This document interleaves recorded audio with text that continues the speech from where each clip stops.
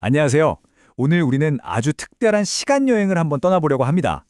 예술가들이 자신의 아이디어를, 자신의 창작물을 지키기 위해서 수백 년 동안 벌여왔던 아주 드라마틱한 투쟁, 바로 그 이야기 속으로 지금부터 함께 들어가 보시죠. 자, 이런 생각해 보신 적 있으세요? 지금 우리에게는 너무나 당연한 이 저작권이라는 게 아예 없던 시절이 있었잖아요. 그럼 그 옛날에 예술가들은 도대체 어떻게 먹고 살았을까요? 그 답은요, 바로 권력에 있었습니다. 예술가들은 교황이나 왕, 귀족처럼 막강한 힘을 가진 후원자들한테 기댈 수밖에 없었어요. 하지만 이건 단순히 누군가에게 의존했다는 이야기가 아니에요. 바로 그 족쇄를 끊고 진정한 창작의 자유를 얻기 위한 아주 길고 험난했던 해방의 역사입니다. 자, 그럼 첫 번째 이야기부터 시작해 볼까요? 저작권이 없던 시대, 예술가의 생존은 전적으로 후원, 즉 패트로네지 시스템에 달려 있었습니다. 이걸 저는 황금세장이라고 부르고 싶네요. 화려하지만 결국은 세장이었죠. 이 후원, 패트로니지라는 단어의 어원을 보면 그 관계가 더 명확하게 보여요. 패트론이 아버지를 뜻하는 라틴어 파텔에서 왔거든요. 이게 뭘 의미할까요? 맞아요. 후원자와 예술가의 관계가 그냥 돈 주고 그림 사는 그런 계약 관계가 아니었다는 거죠. 거의 아버지와 자식처럼 위에서 아래를 내려다보는 그런 예속적인 관계에 가까웠다는 뜻입니다. 당시에 가장 힘센 후원자는 크게 세 그룹으로 나눌 수 있습니다. 첫째는 단연 교회였죠. 신의 권위를 눈에 보이게 만들고 싶어 했어요. 미켈란젤로의 시스티나 성당 천장화가 바로 그 대표적인 예고요. 둘째는 귀족들이었습니다. 나 이만큼 돈 많고 힘세, 이걸 과시하고 싶었던 거죠. 피렌체를 지배했던 메디치 가문처럼요. 마지막으로 길드 같은 시민단체들도 있었는데 이들은 우리 도시의 위대함을 뽐내고 싶어 했어요. 피렌체시가 미켈란젤로에게 의뢰해서 만든 다비드상이 바로 그런 경우입니다.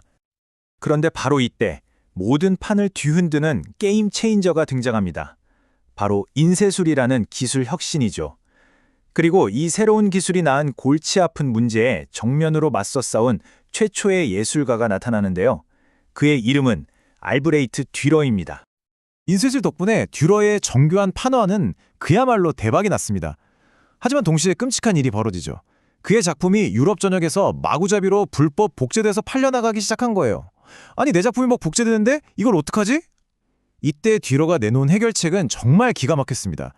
바로 자신의 작품에 아주 독특한 AD 모노그램, 즉 로고를 새겨넣기 시작한 거죠. 이게 바로 최초의 아티스트 브랜드이자 진품 인증 마크가 된 겁니다. 이 싸움은 결국 법정까지 갑니다. 마르크 안토니오 라이몬디라는 사람이 듀러의 작품을 서명까지 똑같이 베껴서 팔았거든요. 듀러는 그를 베네치아 법정에 고소했는데요. 여기서 정말 역사에 남을 만한 판결이 나옵니다. 법원이 뭐라고 했냐면요. 듀러의 그림 자체를 베끼는 건 괜찮아. 하지만 이 AD, 서명까지 베끼는 건 불법이야. 라고 판결했어요. 이게 무슨 말이냐면 아이디어나 이미지, 즉 저작권은 아직 보호해주지 않은 거예요. 하지만 그 서명, 즉 브랜드의 가치는 인정한 거죠. 상표권의 개념이 저작권보다 먼저 싹튼 순간입니다. 이 판결을 겪고 나서 듀러는 한 단계 더 나아갑니다.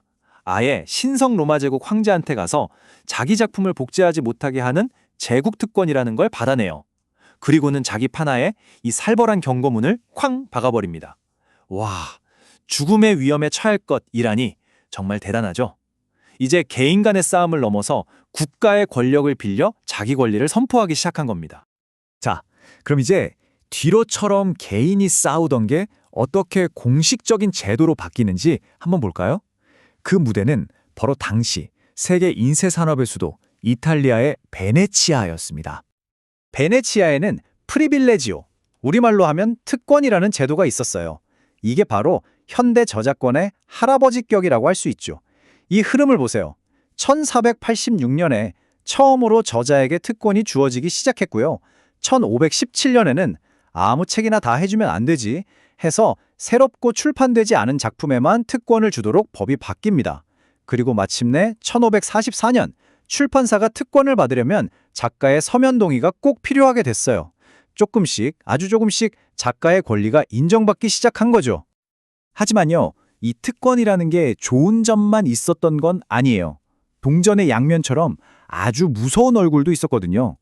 이건 창작자를 보호하는 수단이기도 했지만 동시에 왕이나 교회가 마음에 안 드는 정보를 통제하고 사상을 검열하는 아주 강력한 도구이기도 했습니다. 이 책은 찍어도 돼, 저 책은 절대 안 돼. 이런 식으로요. 이런 국가 통제가 얼마나 극단적일 수 있었는지 보여주는 예가 있습니다. 1672년 태양왕 루이 14세가 다스리던 프랑스에서요. 공식적으로 오페라를 만들 수 있는 허가를 받은 사람이 몇 명이었을 것 같으세요? 정답은 단 한 명, 딱 한 사람이었습니다. 그 유일한 한 사람이 바로 작곡가 장바티스트 릴리였습니다. 그는 왕에게 받은 이 독점권을 무기로 말 그대로 프랑스 오페라계를 완전히 장악했어요. 다른 경쟁자들은 아예 오페라를 무대에 올리지도 못하게 법으로 막아버렸고요. 심지어 다른 극장에서 쓸 수 있는 악기 연주자 수까지 제한해버렸습니다. 그 결과가 어땠을까요? 뻔하죠. 경쟁이 사라지니까 프랑스 오페라는 릴리 한 사람의 스타일로 완전히 굳어져버리고 창의성은 질식하고 말았습니다. 자, 이제 무대가 바뀝니다. 후원이라는 안정적인 세장을 박차고 나와 독립적인 프리랜서가 되려는 예술가의 위대한 도전, 그리고 그 도전의 중심에 선 비극적인 영웅, 바로 모차르트의 이야기로 넘어가 보죠. 모차르트는 자신을 음악 하인 취급하면서 하인들과 같이 밥 먹게 하던 잘츠부르크 대주교의 품을 떠나서 자유시장인 빈으로 향하는 엄청난 도박을 합니다. 처음에는 이 도박이 대성공이었어요. 그는 독립적인 사업가로서 빈에서 소득상이 5% 안에 들 정도로 어마어마한 돈을 벌어들입니다. 그의 연간 최고 수입이 무려 1만 플로린에 달했다고 해요. 당시로서는 정말 상상하기 힘든 돈이었죠. 그는 요즘의 크라우드 펀딩처럼 청중에게 미리 돈을 받는 예약 연주회 같은 아주 혁신적인 비즈니스 모델로 성공을 거뒀습니다.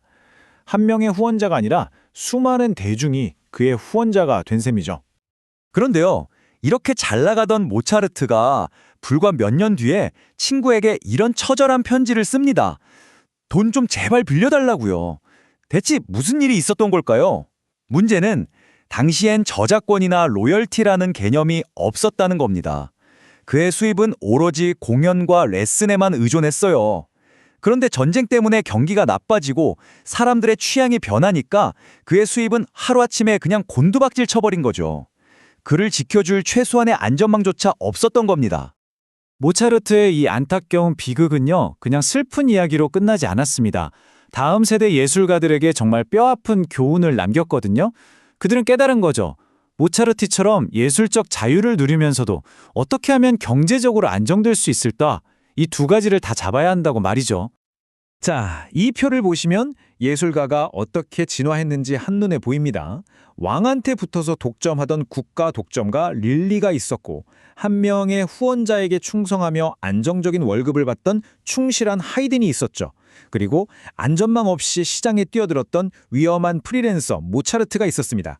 그리고 마침내 이 모든 선배들의 성공과 실패를 지켜본 베토벤이 등장합니다.